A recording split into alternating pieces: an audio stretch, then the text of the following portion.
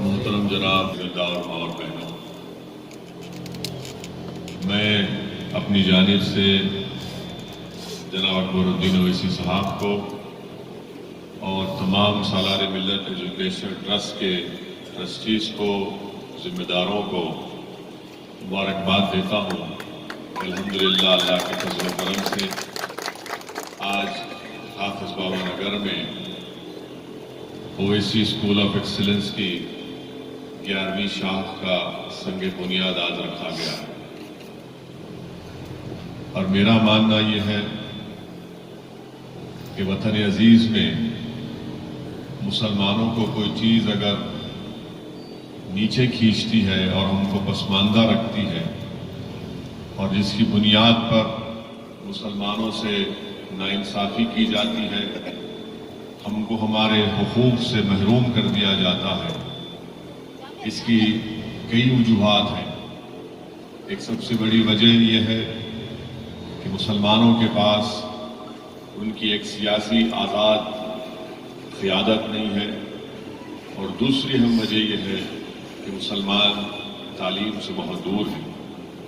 اسی لیے آج آپ دیکھتے ہیں کہ خود حکومت ہند کے اعداد و شمار یہ بتاتے ہیں کہ اگر لٹریسی اگر وطن عزیز میں سب سے زیادہ کسی میں ہے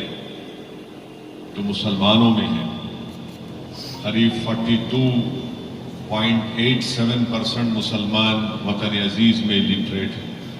اور اگر خواتین میں اگر آپ دیکھیں گے، تمام ہمارے ہندو بھائیوں میں،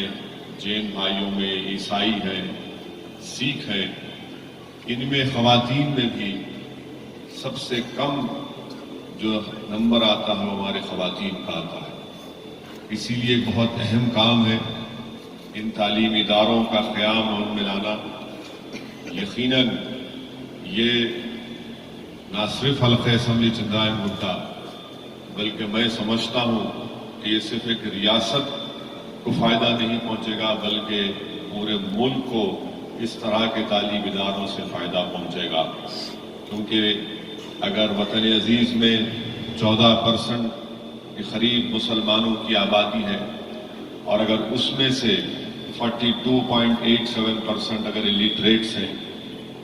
اور 100 میں سے صرف 3 بچے ہائر ایجوکیشن یا اعلیٰ تعلیم میں گریجویشن حاصل کرتے ہیں، تو آپ خود اندازہ لگائیے کہ ہم کس طرح سے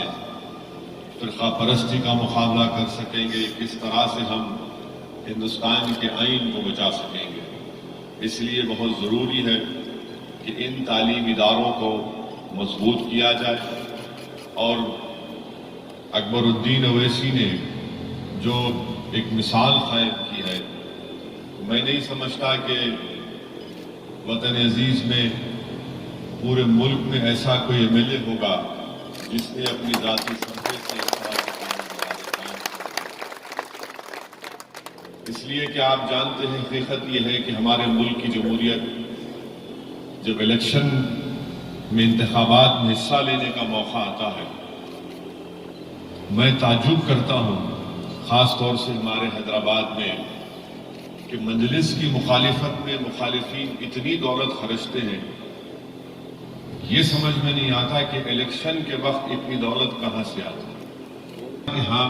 انہوں نے یہ ایک تعمیری کام کیا ہے، اور وہ الیکشن لڑنے کے لیے جاتے ہیں تو ان کو ووٹ مانگنے کا کسی حد تک پہلی مرتبہ آپ دیکھتے ہیں کہ جنوبی ہند کی سیاست میں مجلس اتحاد المسلمین نے ایک نیا سیاسی پیغام دیا، اور اس کے لیے میں سلام کرتا ہوں اور خراج عقیدت پیش کرتا ہوں مرحوم قائد سالار ملت کو، جنہوں نے عوام کے درمیان میں رہ کر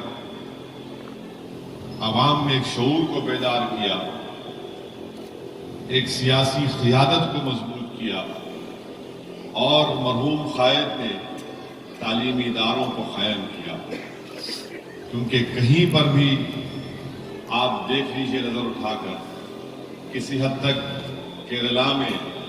آپ کو نظر آئے گا کہ وہاں پر ایک مسلم جماعت ہے، اور وہ تعلیم کے میدان میں بھی کام کر رہی ہے، مگر ایک سیاسی جماعت سے وابستگی کی بنیاد پر